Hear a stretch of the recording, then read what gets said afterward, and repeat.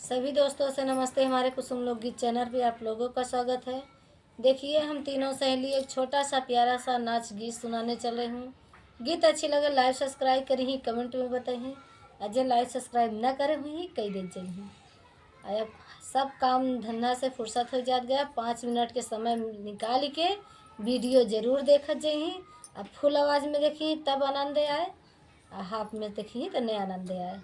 आया में देखा गीत सुनावे चला था। नाच पर के गीत। हाँ, बहुत हंसी आइए मजाक गीत के सुनाती हूँ। चलो। करेला है रे जहरे का